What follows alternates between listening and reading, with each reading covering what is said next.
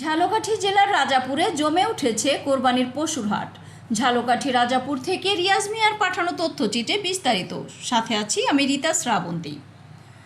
কোরবানির ঈদ আসন্ন, আর এই শেষ সময়ে জমে উঠেছে কোরবানির পশুর হাটগুলো। জেলার রাজাপুর ৫ নং বড়ইয়া নিজামিয়া পশুর হাটটিতে বিভিন্ন জেলা থেকে আগত মানুষের পদচারণায় এ যেন এক মিলন মেলায় পরিণত হয়েছে। শেষ সময়ে কোরবানির পশু কেনাবেচার ধুম পড়ে গেছে।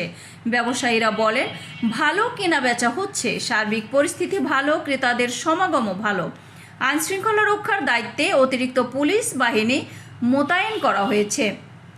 আইনশৃঙ্খলা রক্ষাতে তারা কাজ করে যাচ্ছে। হাট ইজারাদার বলেন, এখানে অনাহুত পরিস্থিতি নিয়ন্ত্রণের জন্য পুলিশ বাহিনী কাজ করে যাচ্ছে। তাছাড়াও মেডিকেল টিম, জাল টাকা শনাক্ত করতে বিভিন্ন ব্যাংকের কর্মকর্তারা কাজ করে যাচ্ছে।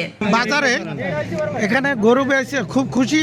ঠান্ডা মাথা বেশি তাই আমি বেশি প্রতি বছরের মতনই আছে, কোনো চিন্তা নেই। বেচে কিনা হয় কেমন চলে? এখন তো হয় না, হবে আশা করি। হ্যাঁ, কাস্টমার আছে, হবে আগের মতো। আগের মতনই হবে। তাই এইটা কার? এইগুলো আপনার গরু? সব আমার।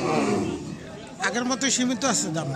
তাই আর 25 গরু আছে এখানে। তাই আপনার নিজেরই 25? 25 গরু। তাই এখানে যে গরুগুলা দেখতে পাচ্ছেন, এই গরুগুলা বিভিন্ন অঞ্চল থেকে আসে, যেমন সাতক্ষীরা থেকে আসে, পিরোজপুর, বাগেরহাট এবং আমাদের আশেপাশে ঝাঙ্গালিয়া, উপার নিয়ামতি, ঠিক আছে, এই ধরনের বাজার থেকে এই গরুগুলো আসে এবং স্থানীয় গরু তো আছেই। এখানে এই যে অনেক বাজারে দেখা যায় ছিনতাই হয়, অনেক রকমের ক্রেতার টাকা হারাই যায়, জাল টাকার আদান প্রদান হয়, কিন্তু আমাদের এখানে আমরা বাজার কমিটি যে আমরা সবসময় এটা চেক দিয়ে থাকি, এখানে নকল জাল টাকার কোনো রকমের কোনো আদান প্রদান করার সুযোগ নাই। এই ব্যাপারে আমাদের বাজার কমিটি আমরা সবসময় সোচ্চার। আচ্ছা, আপনি কত টাকা দিয়ে গরুটা কিনছেন? 35,000। 35। আপনি কিনে কি খুশি? কেনা খুশি। হ্যাঁ ভাই, আপনি এই গরুটা কিনছেন কত দিয়ে কিনছেন? মেমন টেমন সব কিছু কাটা হয়েছে, কিন্তু আপনার গরুটা কিনে কি খুশি? এটা কোন বাজার? নিজামিয়া বাজার, বড়ইয়া। এটা কি বড়ইয়া? আপনি খুশি তো? ওকে। বাজার কমিটি যে আপনাদের মেমো বেশি কোনো টাকা পয়সা রাখছে?